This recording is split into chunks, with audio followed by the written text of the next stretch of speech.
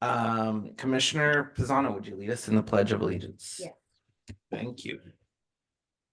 Ready, begin. I pledge allegiance to the flag of the United States of America and to the republic for which it stands, one nation, under God, indivisible, with liberty and justice for all. All right, and then clerk, please call the roll. Commissioner DeBreeze, Here. Commissioner Maderos, Here. Commissioner Pisano, Present. and Chair Aranda. Here. And then I would love to see if we could do a majority vote and add an item to the agenda today. The reason I would like to do this is there's a business in town that's pretty big and is a staple of San Juan. I'm not going to name who it is just for privacy concerns. And I'll let them make that comment whenever they feel like disclosing their business. But essentially there is a business that could close within a few weeks. I think it will really affect our downtown, our historic district. And so I would love to see if we can add an item where we can instruct staff to help set up or create a plan or an economic development plan to help this business, whether it's a grant, whether it's forgiving their water bill for a little bit, or whatever we can come up with to see if we can assist this business and other businesses in town should something like this happen with anyone else.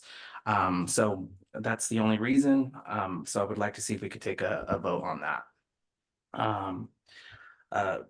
Liz, is there anything that I need to? All right, would I be able to get a motion from any of us? So moved. Great, with a Second. perfect, with a motion from Commissioner DeVries and a second from Commissioner Pisano. Clerk, can I get a roll call? Commissioner DeBreeze, Yes. Commissioner Maderos, Yes. Commissioner Pisano, Yes. and Chair Aranda. Yes. Motion carried to add the item to the agenda. Thank you. So then moving on to our discussion. Oh, sorry. It is our discussion item, right? Or I'm sorry, consent, since we're not doing public comment. Would any of our commissioners like to pull any of our special meeting minutes or regular meeting minutes or affidavit of posting? I would like to pull section B, minutes for June 27th to make corrections. Pull for corrections. Got it. Any other commissioners? Seeing none, then let's go ahead and move to approve consent item A and C, and then we'll move on to B. Can I get a motion? So moved. Perfect. Second. Great. With a motion from Commissioner Pisano and a second from Commissioner Maderos, clerk, can I get a roll call? Commissioner DeBreeze, Yes. Commissioner Maderos, Yes. Commissioner Pisano, Yes. Chair Aranda. Yes. Motion carried. And then for consent item B that we're pulling, it looks like we just need to update Commissioner Pisano's was it absence? Roll call. Under roll call, Commissioner Pisano was in Zoom. Present. Attendance by Zoom. Present. Yeah, via Zoom. And that is an approved. Or it is an approved absence. She was here. Yeah. So with that being said, I still take a vote for that, correct? Yes, correct. Yeah, can I get a motion from any of our commissioners? So moved. And a second? Second. Perfect. So with a motion from Commissioner Maderos and a second from Commissioner DeVries, clerk, can I have a roll call? Commissioner DeBreeze, Yes. Commissioner Maderos, Yes. Commissioner Pisano, Yes. motion carried. Thank you.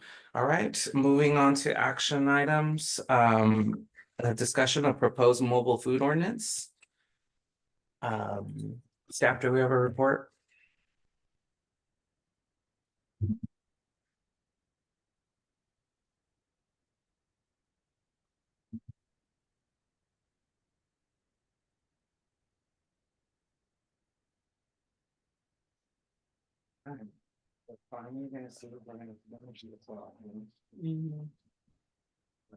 Okay, I'll be doing this one for Magda because she's under the weather today, but she's here if we have questions because she has been doing the mobile food ordinance for much longer than I've been with you. Yeah, So thank she you. is the expert. So what staff is proposing is a new chapter into the zoning ordinance, and it will be for mobile food trucks only, so mobile food on public property. It wouldn't cover a mobile food truck on private property. That will be regulated separately. We can talk about that a little bit later. But the new chapter has been organized, as you see on your screen. We have you know, who can apply for it. We have some definitions to help ourselves out, the requirements for licenses, how to get through the process, how long the permit lasts, and then for renewal of a permit if someone wanted to do so. Whoa, sorry. So this has been discussed several times. The planning commission first discussed it and the possibility of adding some regulations. There was then a workshop so that other people within the community could attend. And that was held by a large crowd, I'm told. And there was some good feedback there.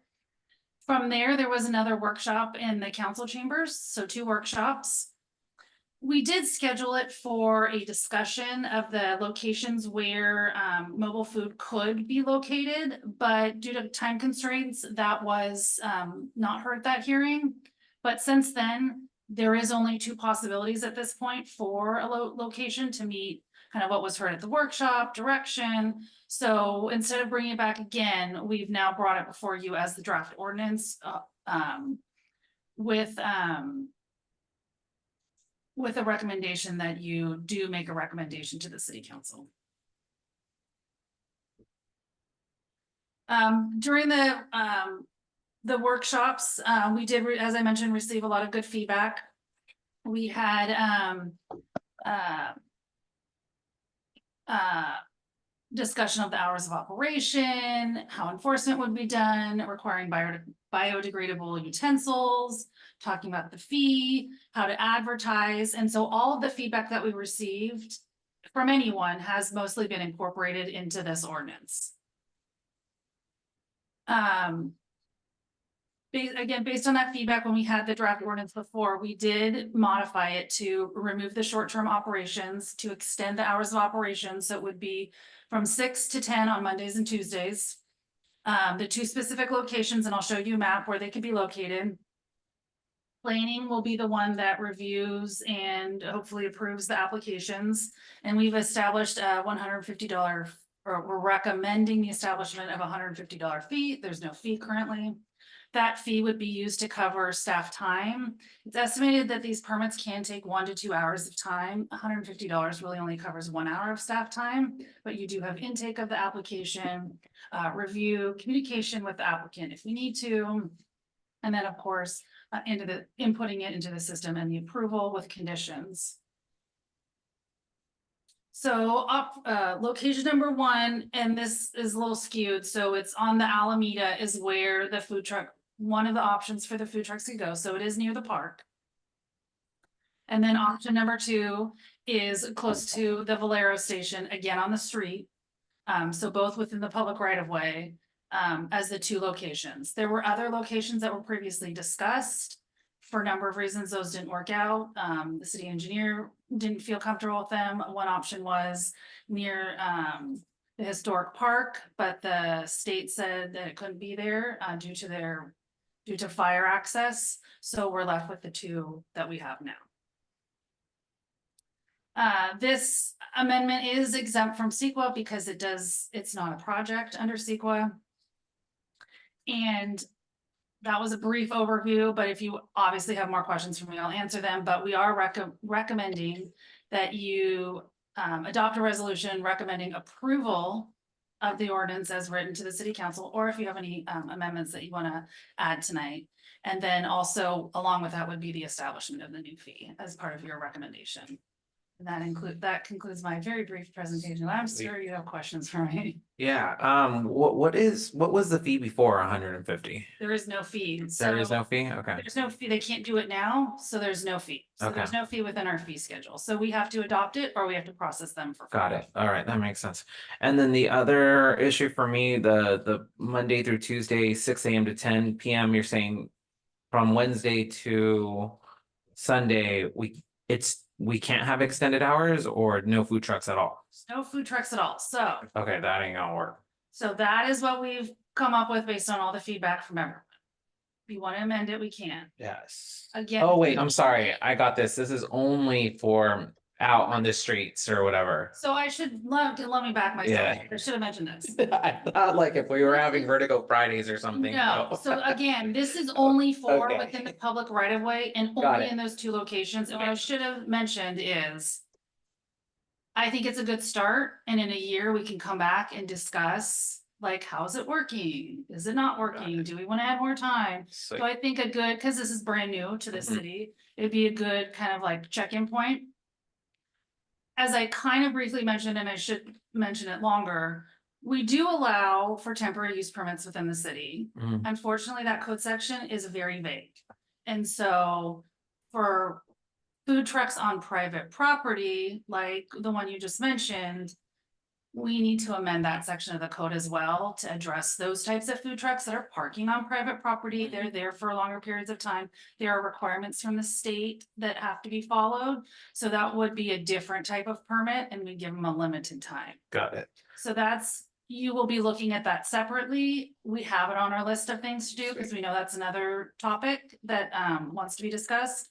So that whole chapter will likely be before you for a cleanup and then clarifying what can get a temporary use permit. Got it. And then the other location by the gas station, Mhm. are we I mean, I don't know if I really like that as an area, just because people pull off the freeway right there and then they make that, I know there's a stop, but if for whatever reason we have food trucks there and people standing in the streets, I would be really concerned about someone getting hit. I was just gonna ask that, a clarification, because you said that area is on the street, or do you mean off to where the field is? Uh-oh, I messed it up. I was gonna go back. Yeah. Hold on.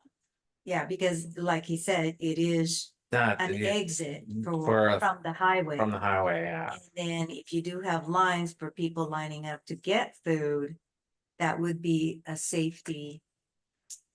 It is one of the spots that was reviewed by everyone, and no concerns were noted. Now, if you are concerned, it could be removed. Or we could do it on a temporary basis and see. I mean, I don't have a problem with that. I'm just scared for the general public. Like, I mean, what if it does turn in? I'm not saying there is anyone there now, but if it turns into something. Yeah, I mean, is there that any way could that be they bad can go news. into the field? I mean, instead of on the street? We don't want trucks or cars going onto a field, because then what you have is you have the exiting and everything going into your storm drain system. So Mhm. that's never a preferred option when going onto an unimproved lot for any reason. It will muck up the storm drain system. I think for now, because there's so many questions with this particular location, probably to pull it out. Yeah, I would say, and whatever happened to the baseball field? Like, I thought we were talking about like parking, still letting people park around like the baseball field or Rudy Park. Like, was that not an option? Magda can answer that. She's probably better at that one than I am. I do know that based on the review and concerns, both with engineering and other people, a lot of things. A lot are of people- off the list. Got it. A lot of like potential locations were removed from the list for safety reasons. And for width of the right of way and everything else. Does anyone have just for reference purposes, does anyone have a list of the locations that were considered but ultimately deemed not suitable? So we don't keep throwing things at you that you say, no, Yeah, that one didn't work out. yeah, everything else looks good. It's just that's really concerning. Well, that and how, do we know how many food trucks we're talking about that's going to be there? Because I mean, if it's one, maybe not so bad. But if So- you're talking 3, 4, 5, 10 trucks lined up, then that's when the problem is. Well, could I get an answer to my question first before we I'm start? sorry, yes. Magda, honestly, Magda is your planner. If she wants to weigh in, I don't know. She would know better than I. She has a list of what other locations. were Is she considered. online? Is Magda, are you? Yeah, I am online. Thank We you. didn't have specific other locations. I know during our last meetings, we discussed third district and there were concerns with the potential impacts to historic buildings. We discussed some residential streets and there were concerns about how narrow they are. There weren't any specific areas that we had discussed. Therefore, that's why we moved to this locations where they were wider, they weren't as prohibitive or restrictive in parking. Abbey Park was one of those areas that food trucks can come and operate on when there's events and there's baseball games. But this ones were intended to address the need for additional food options Monday and Tuesday, because there were also concerns that if the food trucks operated in other days or within proximity to existing buildings, restaurants that were also concerned for that. So that's why we decided that perhaps these two options were the best way to get the ordinance going.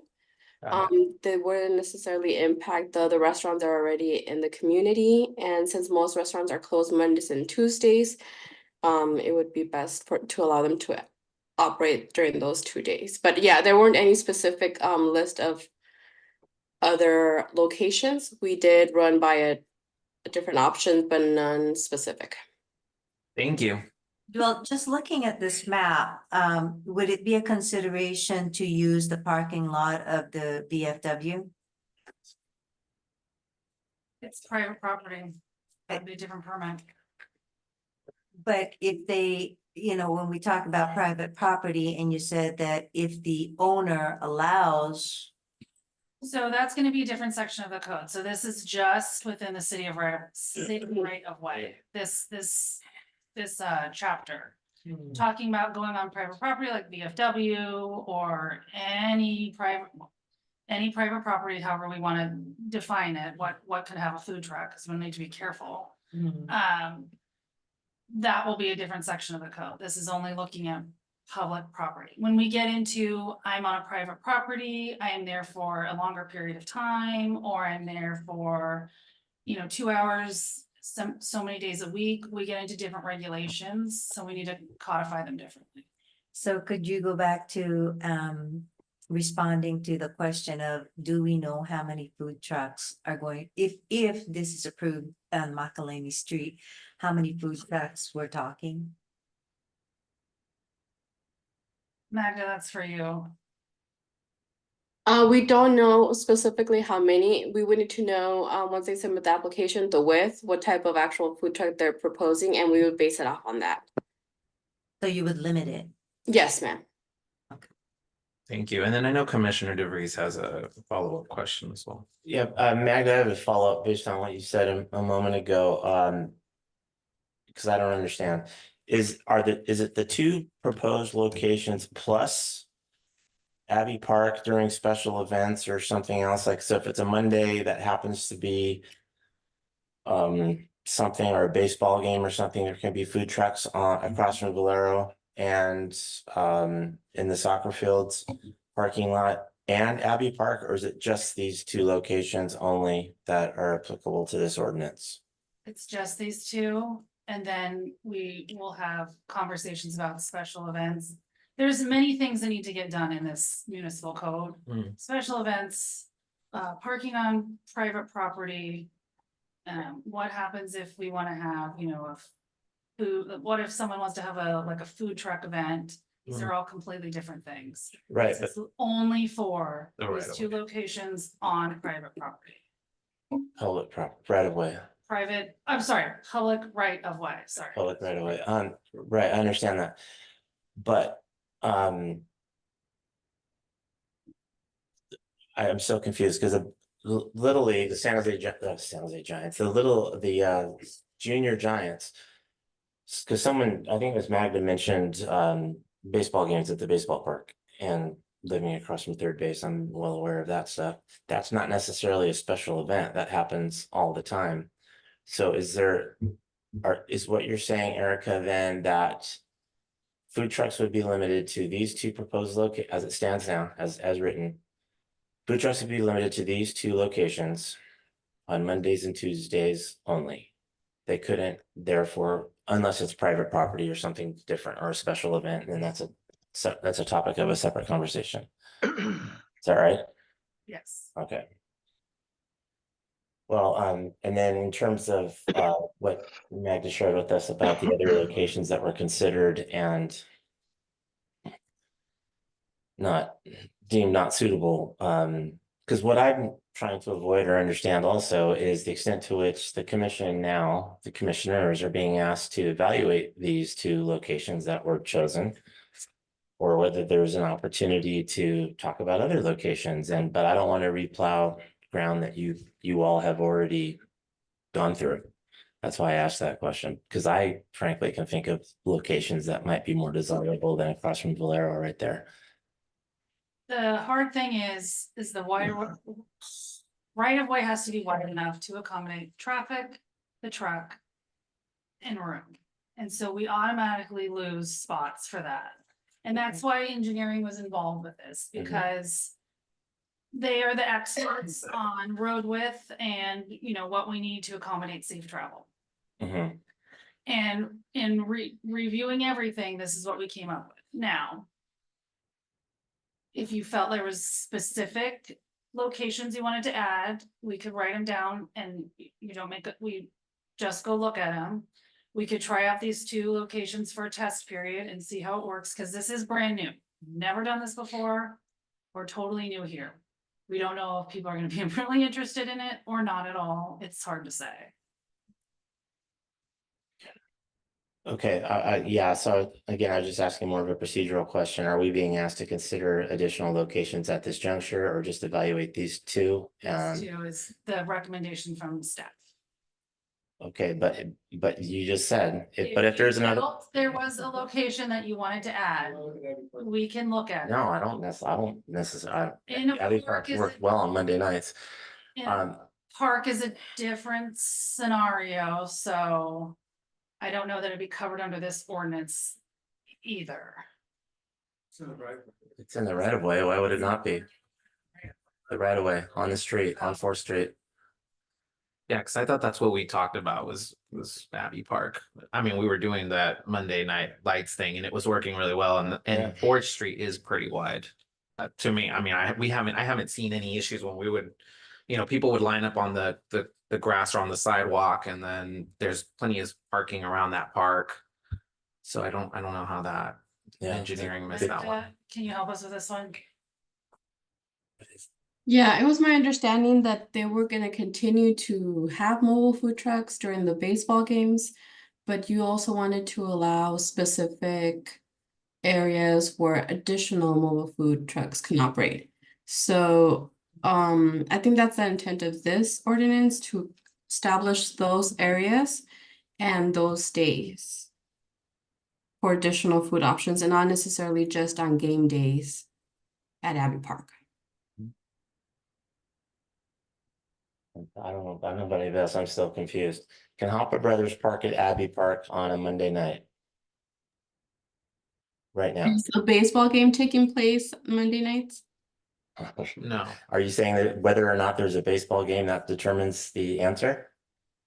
Yeah, because the intent was that it would, we would designate this two areas on Mondays and Tuesdays, again, just to provide more food options. But if you want us to include Abbey Park as one of the locations, we can definitely consider that. Like Erica said, we can go visit and add it to to this list of locations. All right, so we are being asked to consider additional locations, and then I hear you say you would want Abbey Park. I would like it. We were already doing something there. It was on 4th. Everyone would line up there. It wasn't in front of people's homes. I mean, yes, there's some homes across the street, but it was a wide road for me. I mean, and yeah, as long as they're gone by 10 and they're not being disruptive, I mean, I don't see an issue there. I think one of the advantages to that location is there was a test Yeah. period of it, and you're able to see. Yeah, and I'm Seems sure a it's lot well of received. Yeah, I'm sure a lot of commissioners and council have visited Abbey Park when Are they really parking in the right of way though, or is They- it? they were in on the this- Park area, On the street. On the street, on Fourth. okay, I guess we did talk about it, but someone said it wasn't in the right of way, so we'll have to figure that out. Yes. That's definitely on the Wouldn't street. it also be a consideration that if the hours are from 6 to 10, how that would affect the residents that are in the area? Would there be, I'm a resident in the area and I don't care, I understand you do not, but but I'm across the park. There's no residence right there. Yeah. across the park. No, Drew's office is right there. And Since everybody, Aren't there apartments there too? yeah, there's a next door to Drew, there's a couple apartments, but I don't think I don't think that, I could be wrong, but I don't think the city received a single complaint about the food trucks during the, whatever, that gal called it Monday Yeah, night. Monday night Monday night lights. thing. Yeah, and then and like I said, there on the other side of that park, there's parking there. So if someone actually wanted to come up park, they could, and they would just walk over to the food truck. In front of the Las Puertas building, you mean? On the colony? can I jump in here? Hello? Yes, yes. All right, thank you. Yeah, as far as the two locations go, I'm okay with that. As far as the one over here, across the street from the gas station. I mean, we could put a barrier up somewhere along the street to caution people as they drive forward and also to advertise that they have trucks there that, food. So there's a lot of ways we can do that. I'm also in favor of adding on, and I'd be in favor of listing other places that could be included on the list of things that we need to do here as we go forward. And looking ahead, my question is when we pay fees for this and you pay $150 and that's just for one truck and one location.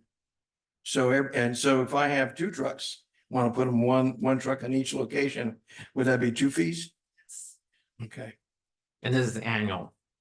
It's annual, and the reason why is, first of all, we are establishing some rules for them, both in the ordinance, but when we approve it, we want to give them their own set of conditions of approval to make sure they follow. Mhm. So if we all of a sudden have a number of trucks in this location, we might start adding on some specific conditions of approval, like please make sure you are X amount of feet, whatever the city, let's say if the city engineer wanted to add a specific condition that would not apply to another food truck if it was in a different location.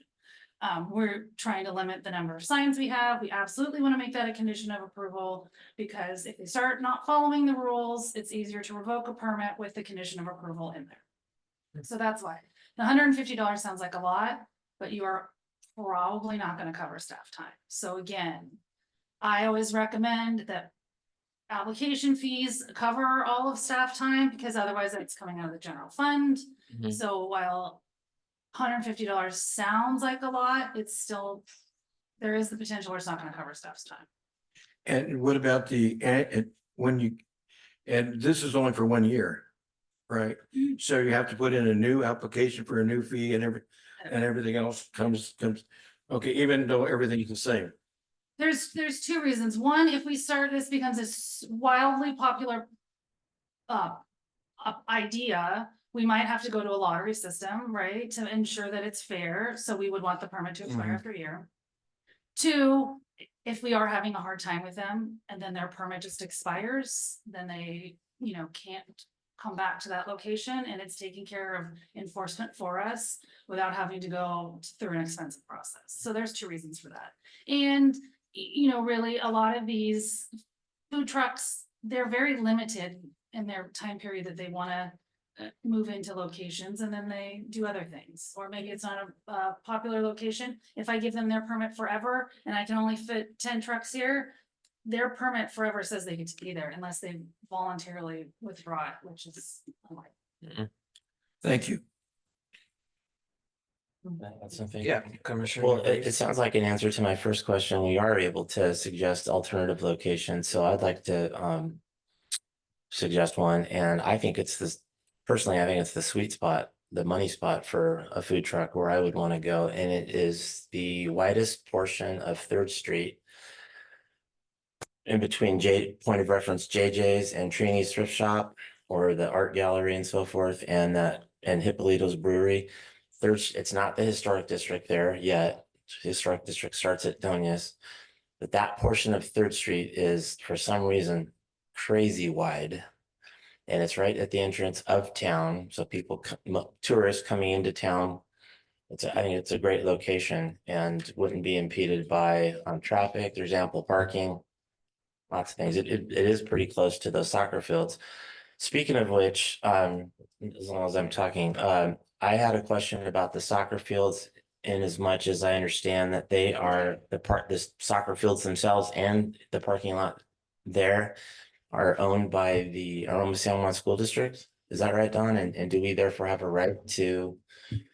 So, Oh, so go there. the attachment, the slide here is not accurate because it shows the parking lot itself and is intended to be the right of way, which is just the Alameda. Oh, in front of the parking lot. Oh, okay. And I actually talked to the superintendent today about. Okay, Oh, no, just relax, just relax. We only made it to be the curb, okay. but you did bring up maybe across the street, and I don't know if we looked at that on both sides of the Alameda. Yeah, that's a good slide right there. It kind of shows the area I'm talking about. So Yeah. I think that's a primary area right there because it is very, very wide. And allows people to park. It's meant for the right of way, though. The box is well skewed. So it's the right of way only since it's owned by the school district too. All right. I think that idea is good because since it's in proximity to what you've already proposed, Dan's area that he's talking about, then it would focus and concentrate the food trucks all in one place. And so people wouldn't have to go from one end of town to the other to see where the food is. And so that would give them more options all in one place. So The only thing I worry about, Ida, is whether or not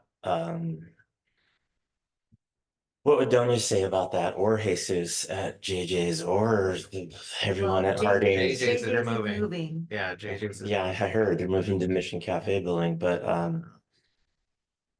regardless, presumably there'll be another tenant in what is now JJ's. But here's the question more generally. In putting food trucks in that area, will they compete too close? Will they be in too close a proximity to existing restaurants where existing restaurants might say, we don't want those guys selling stuff right down the street from us? I don't know. But if we're looking at the soccer field area in front of it, which is also close to the restaurants, I don't see really, I mean, that's just a matter of feet. Yeah, just a block or two. I mean, Yeah. I don't see a problem with it. And I think as Erica said, we could try it out and if I said, yeah, if everybody starts complaining. yeah, then we make It's a adjustment. 1-year term anyway. Right. I do believe that the message from the workshops was that people didn't want it on Third, so. But that was that in the historic, where on Third, in the area that we're talking about? Because that is Third that you're talking about. Well, the other area that you just mentioned. So if we wanted Is on this slide. if we wanted It's to, the Alameda's. Same that's thing. Alameda. Third is the same thing as the Alameda. But the Third Street Historic, I'm sorry, the Third Street Historic District stops at Franklin. Right? Correct, at Donias, that's what I said, but so going towards 156 from Donias is not the historic district. I do believe that was in the workshop where people said they didn't want it there now. If we want to reconsider that idea, we could maybe send a letter to all the business owners in that area and see how they feel about it. Well, what is the measurement of that area compared to a food truck's measurement? How many can you fit in that space? It really depends on the length of the food truck. Correct. So what is the length of that area? Magda would know it better than I would. Because I unfortunately don't remember at the moment. But it would fit a good, I believe, I would talk with engineering and about 10 trucks, if I'm correct. okay, so I'm Assuming there are smaller versions of trucks. Again, it really depends on what type of mobile food truck it is. because I was gonna say, do we really have 10 food trucks that are going to want to do this? So it might be that you only have that one area and that would suffice. Yeah, and that's one of the reasons why we want to test out these locations to see what type of engagement we get for mobile food trucks. If we do get a lot of them that are wanting to come and conduct business at the city, then we can always come back to you and with new locations and perhaps extended hours of operation or days. Okay. Thank you. Yeah, I'm good with that area. It's before the historic district. It would give us some attraction into town as people are driving down the 156 and they see something. Well, we got to remember too, Mondays and Tuesdays, most of our businesses in the historic district are closed. Yep. So this will help us bring in some foot traffic, which we need. It's why, some of our businesses are closing down. So I And think, again, it's temporary. It's one year. yeah, To test it out, and then from there we can tweak, yeah, we can tweak it. pose, we can, edit. Right? Yeah, Yeah. I mean, like I mentioned, we can bring it back in a year for a little check-in. We might have like, oh my gosh, it's just such a popular idea, we need to add locations, or we are having so many problems for whatever reason, so we can just have a check-in and see where we're at, see if we need to tweak it a little bit. Like I said, this is new for the city. We've never done it before, so we don't want to go like a bulldozer in and do this, but we also want to make sure that while we're being careful, we do a check-in to see if it's working for the community. And if not, adjust as need be. Yeah, I'm okay with that. And if it doesn't work, then we change it. And if, yeah, I say, And I just, through the chair, I just wanted to mention that my understanding of the pushback on food trucks on Third Street, Alameda, was in the historic district, the juxtaposition of a modern food truck against an old building, or the aesthetic didn't jive, so the historic society didn't like that a whole lot. But I think over here, there's not the same concerns. I agree with Commissioner DeVries. I think the historic district was the juxtaposition that they were having a problem with. Then, well, then I'm also okay leaving the other area where by the fruit. I mean, I don't think anyone would be over there, but I mean, it would answer some questions if maybe a food truck did want to park there. Well, sorry, will an applicant be able to choose where they want to go, which of those two? Oh, that's a good question. They'll be able to apply for their preferred location. Location, sweet. Yeah, Everyone's gonna apply for this one. I don't want to Yeah. call me. the only thing I can think of is maybe a taco truck or something, because I know there's been one on the 129 exit, like literally right off the freeway, so maybe you might get one right there. With bright lights at night. Right, lights, yeah. All right, then I will make a motion to recommend to city council then. Of what? What, I'm sorry, let me see, I gotta go back to look at, to move forward. Oh, can I also add one? Oh, sorry, yeah, I wanna recommend the approval of the municipal code, chapter 1116 mobile food truck vending ordinance. Sorry, go ahead. Can you table that just for a second so I can just ask an idea on the fees, Erica? On the, what is it, 1, 2, 3, 4, 5th whereas of the actual resolution itself? Mhm. I don't know if I didn't check the language of the ordinance, but if the ordinance language tracks that query whether we should have it say 150 or whatever current fee is applicable on the city's fee schedule at that time, thinking that 150 is going to go up and you don't want to change that every time. Oh, okay, so what happens is we have the fee schedule list, like, X permit, Y permit, whatever permits, and now we'll have mobile food truck permits. And when the fee schedule gets amended, it'll automatically get amended with it, but we have to establish the fee today because there is no fee. So it'll go to council as its own separate resolution establishing the fee, whatever the fee is set at today. And then every time things get updated, everything gets updated with it, not just this. It's not set in stone forever. That makes sense. And it doesn't need to say or as amended in the future. Okay, that was all. Thank you. Oh, and then shoot, I forgot. My public comment. All right, so then I will open the floor for public comments. First,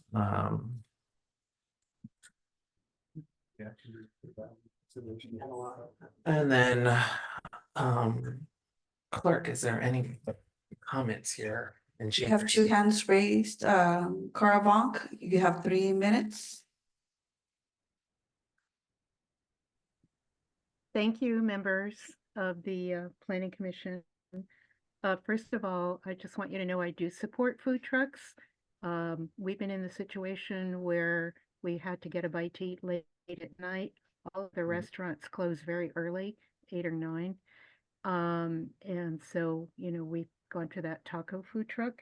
But I am very concerned about the aesthetics of having a bunch of food trucks on the Alameda right at the entrance to our beautiful historic downtown. I think it's going to look really messy and, you know, not inviting, especially not for the other businesses. Those are my comments. Thank you.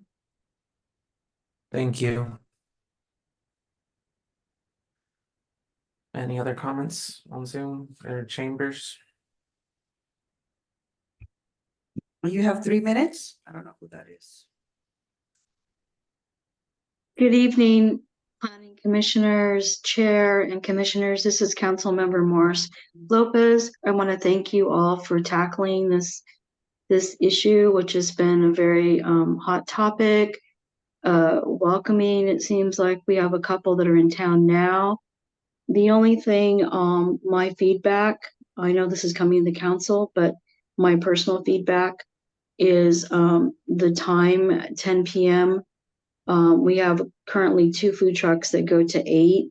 I'm thinking that if you're in the ancillary streets near neighborhoods, that might be a little late, maybe reconsider, 8 or 9 even.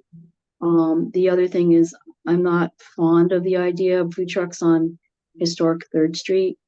I thought at one time we were talking about other locations. So I'm not fond of 3rd Street, but I am support of food trucks on Monday and Tuesday when most businesses are closed, because I'm an advocate for supporting the other small eateries and businesses that do run mostly Wednesday through Sunday. So I think we can make this work if we put our heads together. Thank you. Thank you. No other hands raised. Was that it? Anyone else? All right. Well, I'll take it back to the commissioners. Any comments?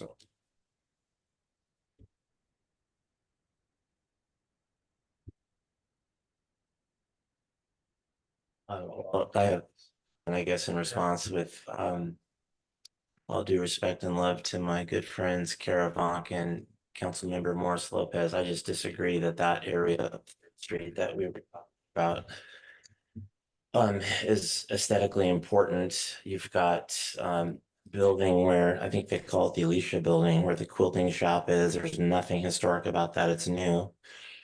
You've got Larry and Judy's old shed that's falling down. You got Trini's junk shop that used to be a thrift store that used to be the Labroni gas station.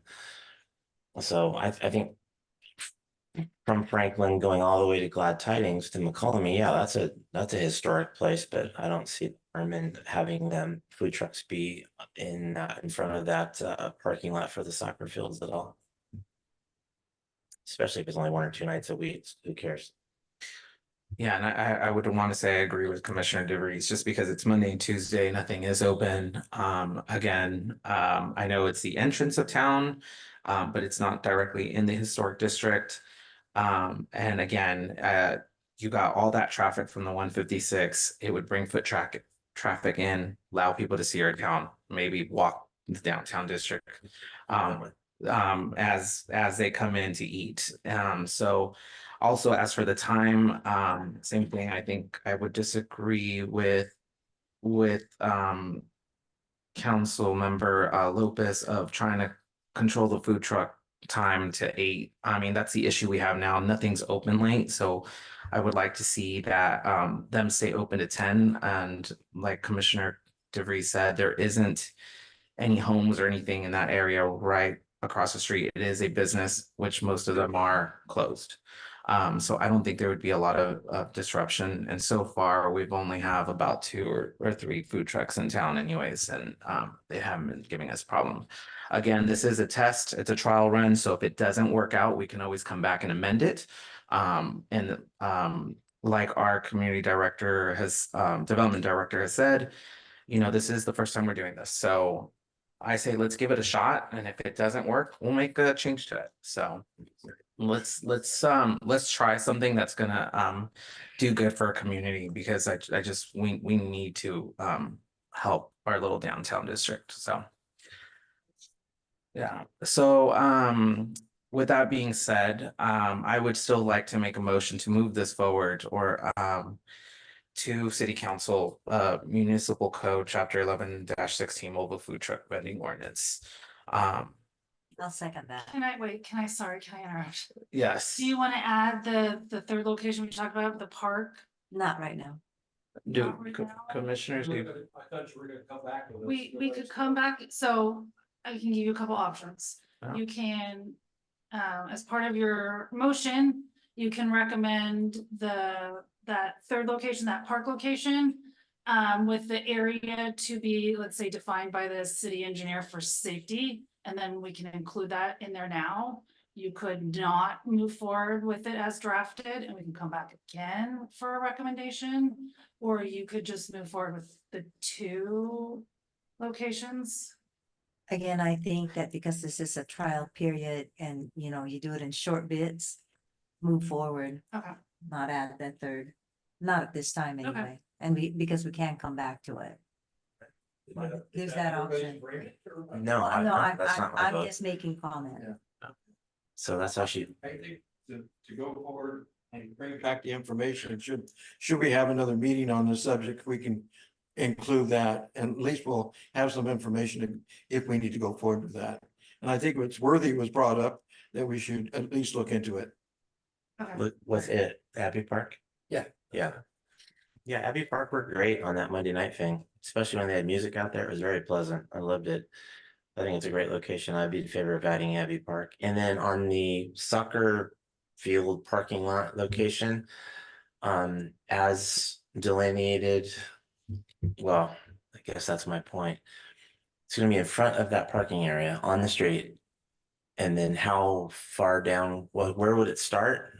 And how far towards Franklin would it go? Do we know? The way that it's worded is it's just in front of that area. It extends the boundary of the soccer park, and then that's it. That's So it, if you wanted to go further down, that would. further towards Franklin. No. And for that brewery building has been vacant for years and I think will be continue to be vacant for a while, so. I don't see the huge harm in expanding the area towards Franklin in front of that building. Don, do you? What are your thoughts, Don? Well, no, we don't know how many we're gonna have, so. But right, but could it be done in a way that's flexible enough to add length in that spot? Yeah, I just wouldn't take the angle parking in front of JJ's. I would stop before then. Okay, I agree to that. okay.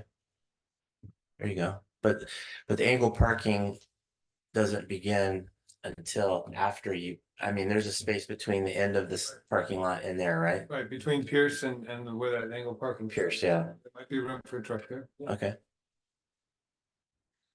All right. So then, I'm gonna still for the third time make this motion. You made a motion and it was second by Commissioner Pisano, so we do have a first and a second. Okay, well, we're amending it now, right? So I'm gonna drop that motion. Right. So Commissioner, Chair Aranda, you're rescinding your motion? Extending my motion, yeah, so, all right, so going back. I will make the motion to, approve and amend municipal code chapter 11-16 mobile food truck vending ordinance. And we are amending that we add Abbey Park and, I forget what was the streets or where are we blocking off our. So we're adding that 4th Street Abbey Park and then we're adding, what Commissioner DeVries said about where it should, Extending the Alameda. Right, Yes. Extending the Alameda. we're extending the Alameda and I forget what you said, Commissioner DeVries. Oh, was that? Okay, so yeah, that is, yeah, so that's the amendment and I'm making that motion to approve and recommend it to city council. Do we have a second? I'll second that. Okay, and with the motion from Commissioner Aranda and a second from Commissioner DeVries, clerk can I have a roll call. Commissioner DeVries, Yes. Commissioner Maderos, Yes. Commissioner Pisano, Pass. is that a no? Abstain. Abstain. You shouldn't abstain. It should be a yes or no, but okay, abstain. Chair Aranda, Yes. motion carried. I think she has a conflict list, that's why. No, I'm just kidding. Well, it's just that what Ladera said is that we can go back to it. That was the question, is we can go back to it later to have, and to get the information about the feasibility of Abbey Park. And so that's why I was going to the first motion, because it would be to move forward, but have the intent that we would get and gather more information. Oh, shoot. Still gonna happen. Right, Yeah. Well, but I'm just saying, that was the original, so. we can still go, oh, I mean, we're still gonna review it, right? So if it's not working, we just get rid of it. I promise at a minimum, we'll be back in a year. Okay. So we can discuss this and see how it's working, even if we're saying that, even if we come back and say this is so amazing, we don't want to change it, right? Got it. If That's, something starts bubbling and we're having problems, we can bring it back sooner. So that's always on the table. I never mind bringing back the discussion of the zoning ordinance. I'm always happy to do that. Okay. I mean, I can live with that. I mean, sure. sweet. So, all right, so that takes care of that action item. So then back into discussion, right? And the discussion was the agenda, was it the agenda item that I added today? Yeah, the retention of downtown. Okay, cool. So yeah, so I wanted to add or discuss today that there is a business in town. And again, for privacy reasons, I'm not going to say who it is, but it is I would say a major business, a major player here in town. I think they're a staple. I think they're fantastic people. Everything about this business is great. And I really don't know that much about why they might be closing, but it's going to be within weeks from what I hear. And so I want to see if we can work with staff to give them direction to send something to city council so that there is a plan to help these businesses out, because we cannot afford to lose another business in this town. This town is dying. And I hear from other business owners as well that another business may shutter next year, on top of losing JJ's moving into another building. We're not losing them, but they're moving. So we have a lot of empty buildings in this town, and I feel like it's just gonna get worse. So we really need to. Actually losing Gigi's, that's why JJ's is moving. So we need to do something. Like, enough is enough. And I'm not gonna take no for an answer. So we have to do something, whether that means helping these people out, whether it's a grant, whether it's forgiving their water bill, whatever it is, but I don't want to see our businesses go and the city didn't do anything to help. So that's what this discussion's about, coming up with ideas or asking staff. So what should we recommend to city council at this time? Going forward today? I mean, I'm open to ideas too as well. Because you're looking at, if you're saying within a few weeks, there's nothing that we can really be done in a few weeks. So a consideration to review what practices are for businesses to be able to survive, or procedures, but a review also takes time. So understandably, the concern is that we do not lose any more businesses, but in such a short period, I don't know what guidance they can provide to save a particular business. Does that make sense? Yeah. It's a time. And you were saying something like, you came up with some idea. Well, yeah, I don't know. I wanted to see what our Well- staff has in mind. What are other cities doing when something like this happens? I mean, again, I know a couple $100 or $1,000 might not save this business from closing. I know we have a foot traffic issue. There is a lot of things in play here, but I mean, we still should have some kind of plan. I mean, it kills me that we have nothing, and then we hear about this, and it's always at the 11th hour, and it's too late. So I don't know. That's why I wanted to have an open discussion here. Don, do you have any comments? Have you seen anything? So I've been working in downtowns for almost 20 years. And when we talk about economic development, we talk about attracting new businesses. We talk about retaining businesses. And so in our strategic planning sessions that we held in April and May this year, economic development was a strong component of that. And we proposed a part-time position, and it wasn't funded. Unfortunately, it was not funded.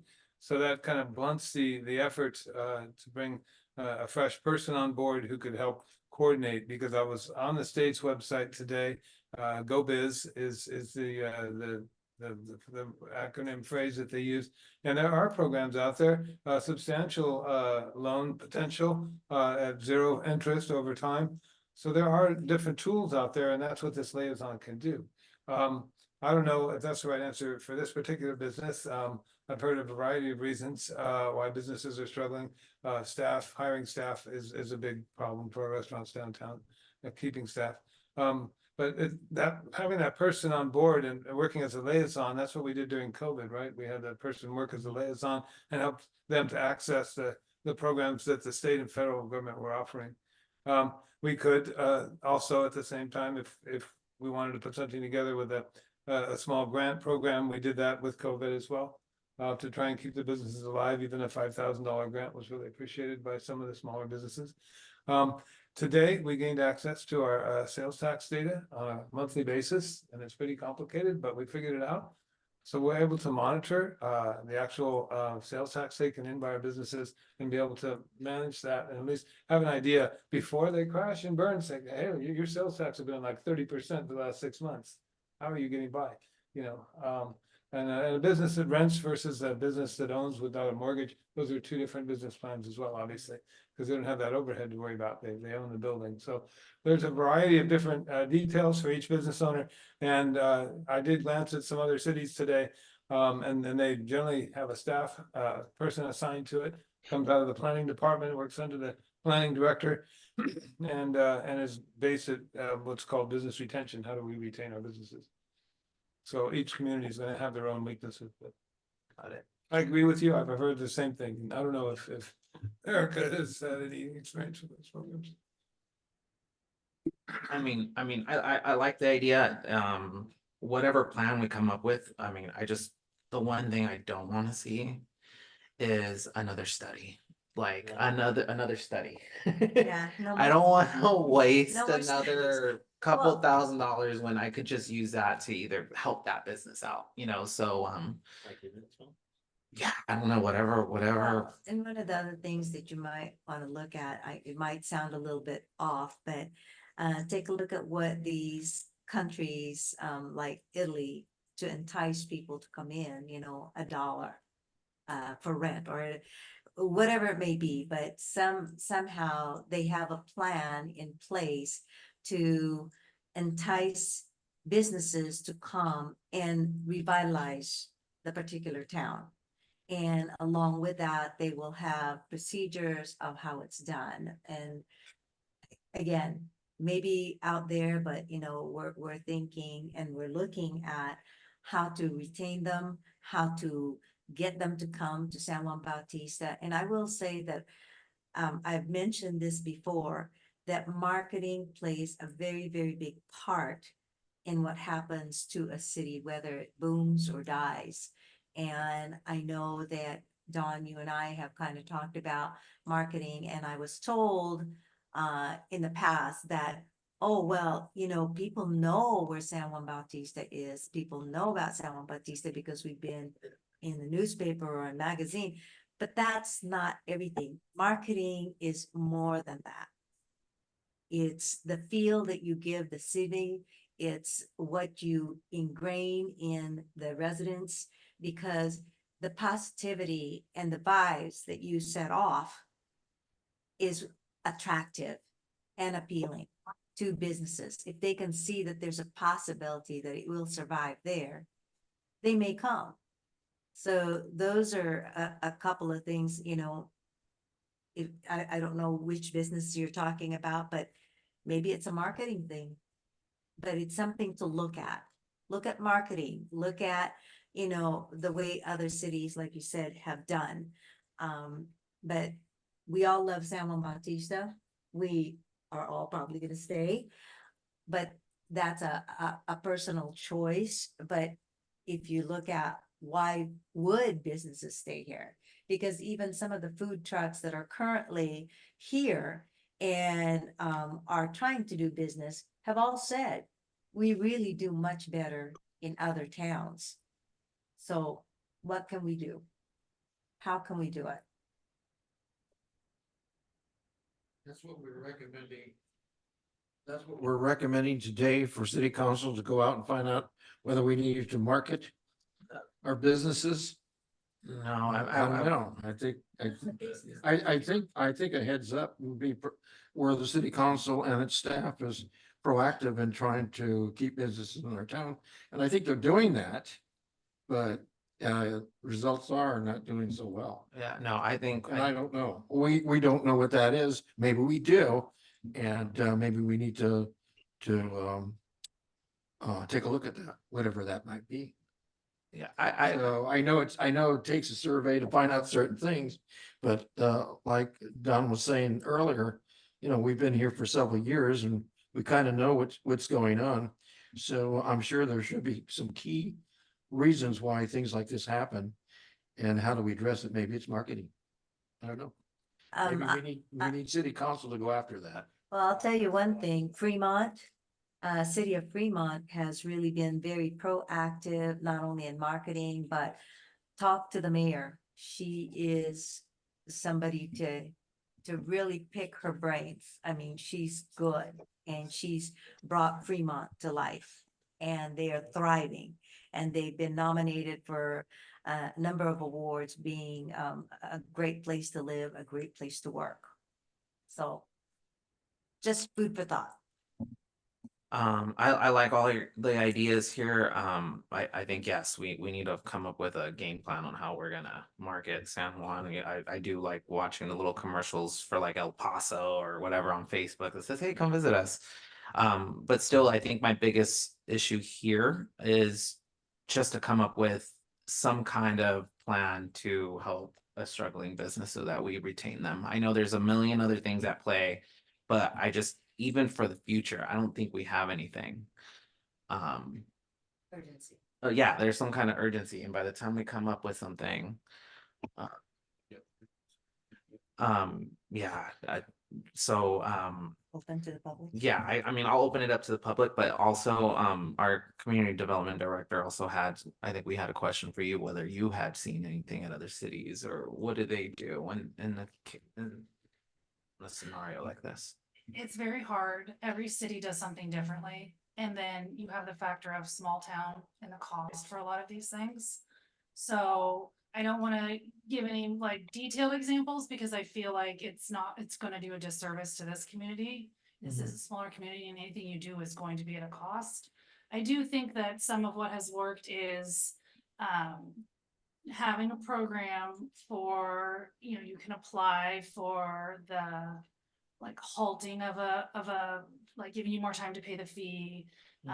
In some cases, any waiver of a fee, the city then has to pay the fee. So there's like nominal up to a certain amount that the city manager can authorize in an emergency type situation for business of a smaller scale type program and other things that can be done.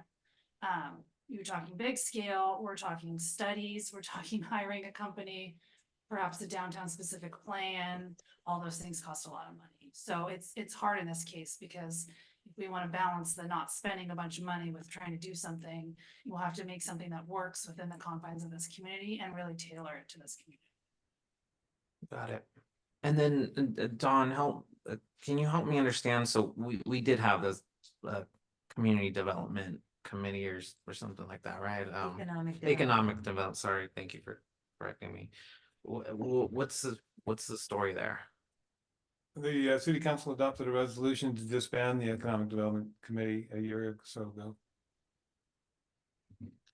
And do you remember what the reason was, or they just couldn't? I'd have to get the resolution out. I'm not sure. I remember writing the resolution. Got it. There was a lot of work, and, yeah. Here we are. Got it. Well, I see some questions raised. I can do public comment on this thing, right? Right. Well, yeah, let's do it. Let's open it up and see what people have to say.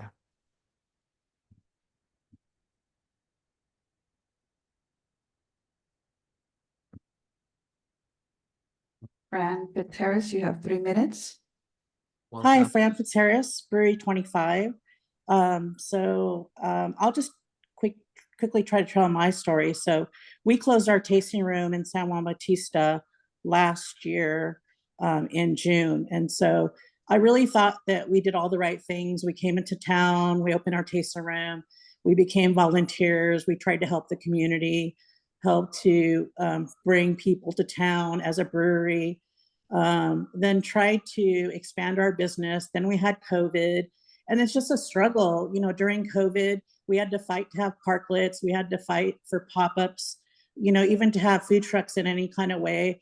You know, and that becomes really trying on a business. Trying to just survive and get people to come to town. Then we tried to expand, and then got stuck in this bubble with our permitting and with, you know, our planning, and wasted $8,000 trying to move. So ultimately it became like we had no choice and we had to close. We didn't want to close, but we had to. So it really is beyond marketing. I mean, we have marketing, but it's working on the experience that we're providing people when they visit us. You know, all of this, you know, all the experience we went through and doing all the right things and being part of the community, and no one wanted to talk to us and ask us why we had to close. So just simply having an exit interview with some of these businesses one-on-one with some of the staff or somebody to find out what's going on. You know, we're so inconsistent with our enforcement of permitting and codes and things. It's just really difficult to be able to survive when each year is different, when the staff changes, the process changes. You go crazy and you feel helpless and you lose money that you really have no choice but to close. And it's sad because I want to be in that town, and I know others that are leaving want to be in that town. And so it's really having an honest conversation with, we're not doing things very well. You know, example is putting a green, you know, forcing the green plastic enforcement during COVID. You know, it just being smart about when we're wanting to do things and being more forgiving. We had relief from the ABC that we didn't have to pay our license for several months. We had relief that we didn't have to pay our sales tax to the government for a couple months. But it's just really thinking outside the box and being more business friendly. It's not a, it's again, it's just being honest, and we should be able to speak without feeling like we're going to be retaliated against. You know, we should be able to share our honesty. So thank you. Thank you.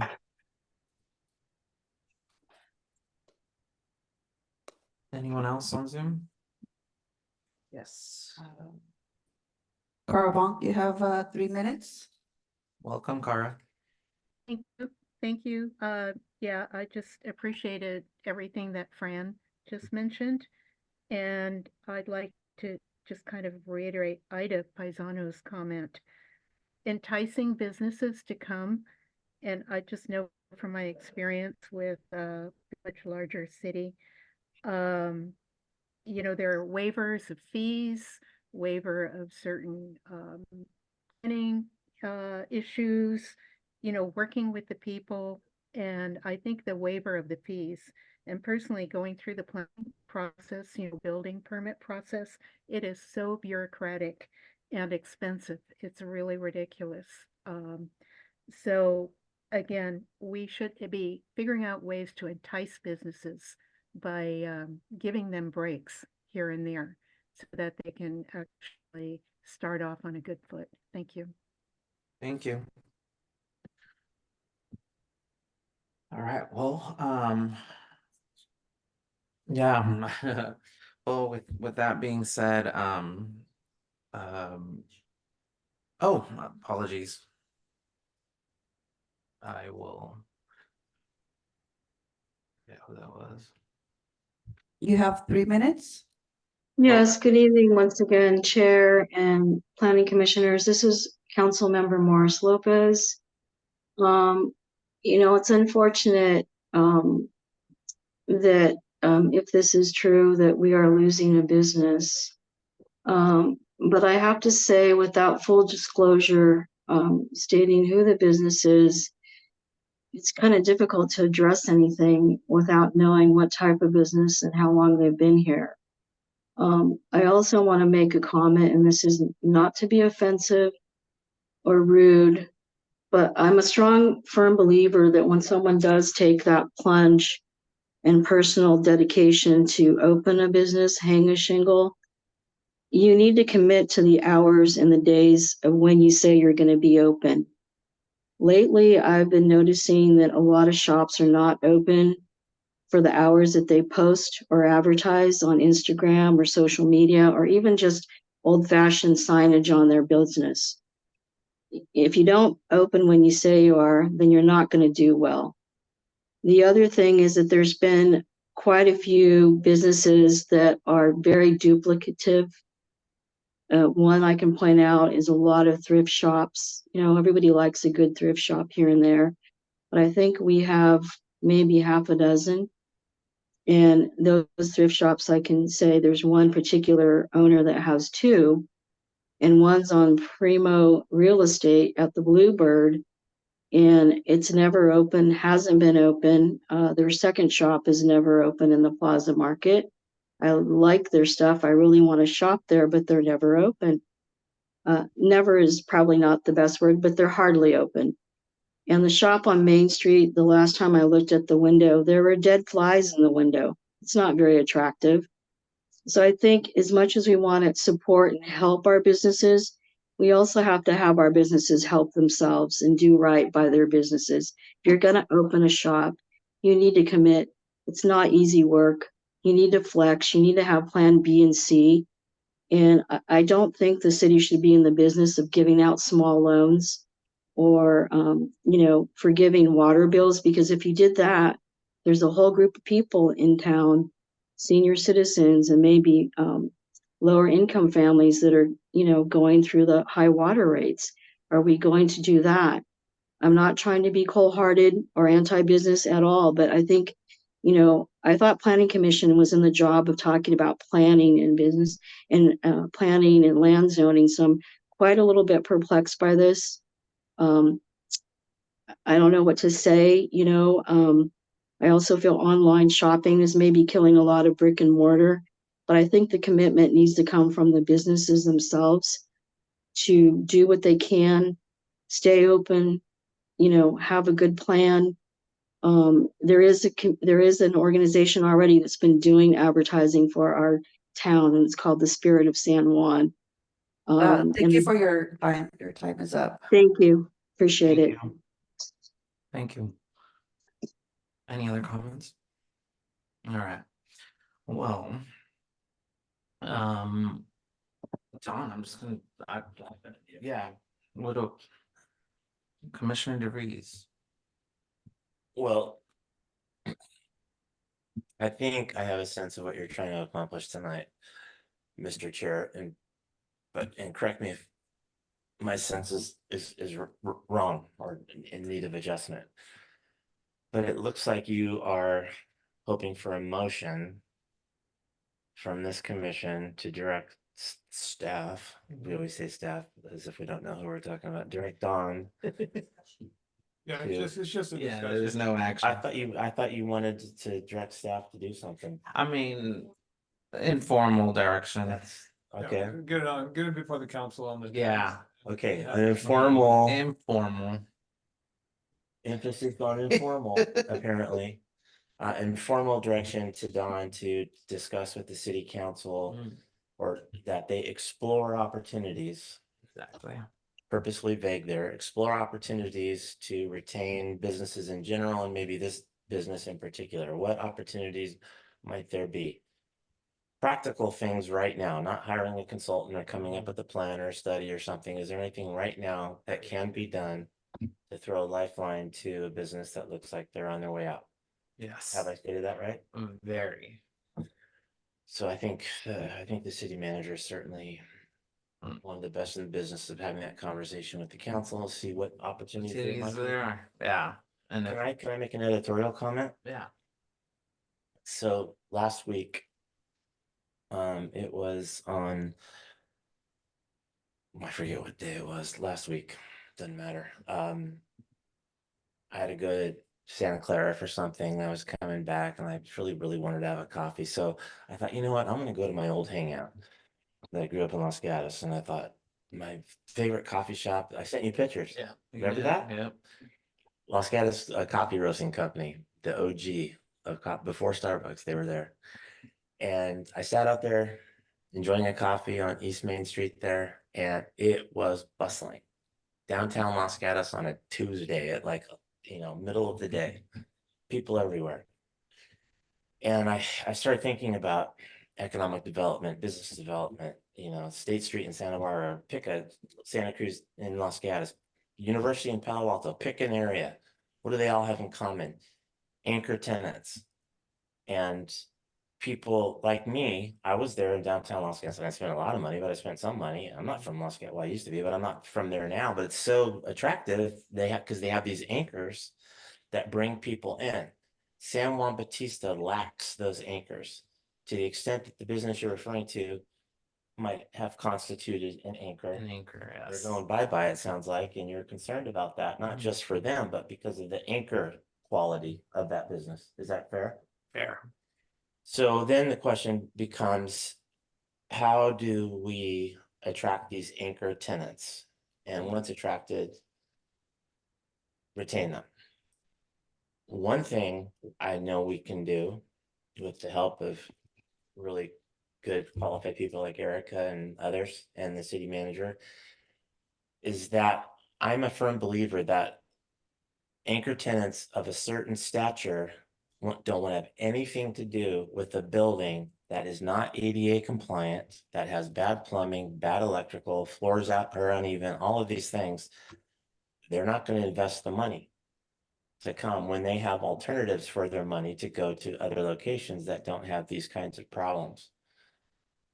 Some of these successful businesses like Anaka went in to a space and had to spend a lot of money to get it up to the level that we all now would say, oh, that's nice in there. Didn't used to be nice in there.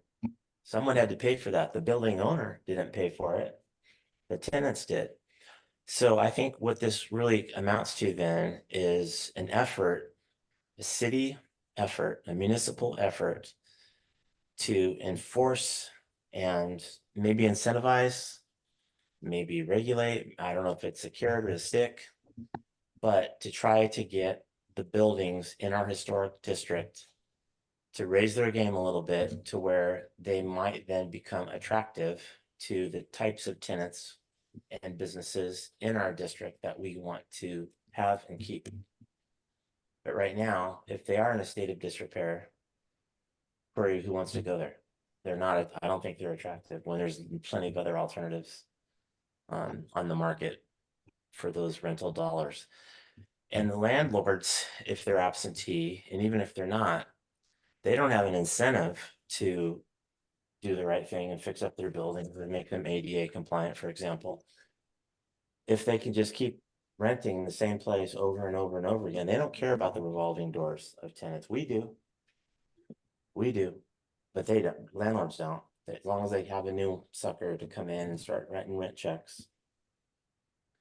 So therefore, we have to help those landlords care about if they're not in compliance with code, or if their building is in a state of disrepair, what have you. We have to, I think, in my opinion, we as a city, I think, can encourage that, raising the level. That's my editorial comment for today. Thank you for letting me make it. Thank you.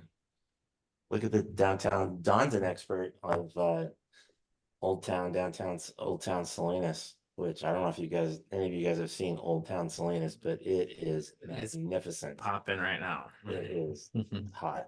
It looks good. Salinas looks good. Yeah. I mean, especially that Old Town area, they did a great job. And I know the city manager was really involved in that transformation. That's what we want. We want to rise to that level. How do we do it?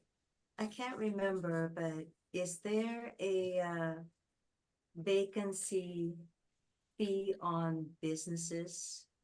If a building remains vacant, are we charging the owners? The city attorney can speak to that. The council brought it up at their last meeting.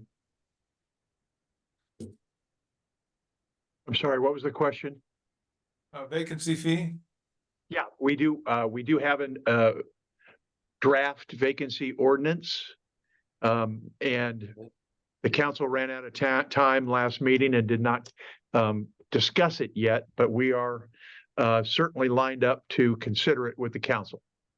I thought that's been a year. Wasn't that proposed last year? It's been talked about for some time, and only in the last meeting was I directed to put it forth. So it has been an on and off again discussion with the city council for at least a year, probably several years. Because I think that could be the tie-in that David was saying as far as making the landlords or the building owners accountable in being able to attract or appeal to businesses. If we have something like that, because there's a reason they're vacant, right? Yeah, So- it's an interesting concept. So maybe that's something that we I could know. also push city council to take a look at again, review Maybe. and finalize. I mean, a thought. Sure, but my initial thought is that you sure wouldn't want a landlord just throwing any jinky tenant in there that they can, the first tenant they can find just to avoid the vacancy fee. I mean, we do want to maintain a really good caliber. We want to have people come to San Juan because of such and such store. The San Juan Bakery used to be like that. People would get off of 101 to go to the San Juan Bakery to get the famous sourdough. Something like that, a draw, that brings people here. Hardeen's, I think, is like that. People will travel to San Juan from pretty far away to Yeah. have lunch on the patio at Hardeen's. We need to have that draw. Well, there you have it. We've got comments all over. Yeah, no. And then I also agree with Councilmember Lopez where she mentioned we do have a lot of like antique or secondhand stores. And we need foot traffic. And honestly, I wouldn't drive 40, 50 miles or out of my way to go see secondhand stores. You know what I mean? So like, how do we get creative of maybe limiting how many we have in town? So maybe everyone's grandfathered in now, but then as one leaves, there can only be a handful. So it encourages maybe a different type of stores or boutique shops rather than everything being secondhand store and then calling it an antique shop. Because let's call it that's what it is. It's a secondhand store.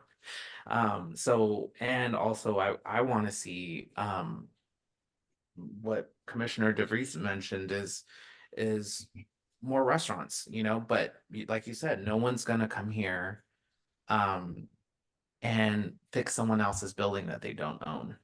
And then a lot of our buildings are historic, so there's a lot of red tape when it comes to trying to retrofit or put a kitchen in that sucker. And so I love your comment of maybe that's where we can really try to figure that out, or maybe the city buys a building or two and we do a communal kitchen or something, or we own a building and we retrofit it with a kitchen and we lease it to a restaurant.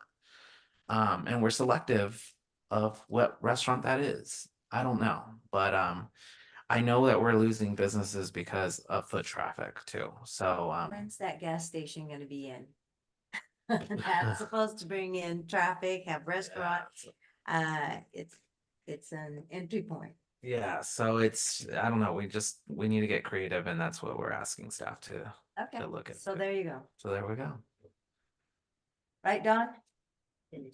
All right, other than that, I don't have any other comments. Do my Okay. commissioners have comments? Any other comments?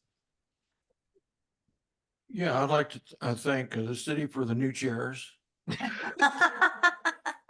They're wonderful and certainly noiseless.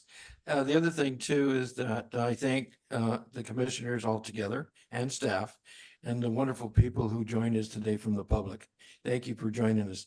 When you get a chance, as far as the public is concerned, don't forget to invite your friends and neighbors next time we meet. Thank you. I thought you were gonna mention that there's gonna be a brief survey that would go out right after. No, just kidding. All right, let's do this. All right, so with that being said, the next regular planning commission meeting is scheduled for Tuesday, October 1st, 2024. It is now 7:01 p.m. and this meeting is adjourned.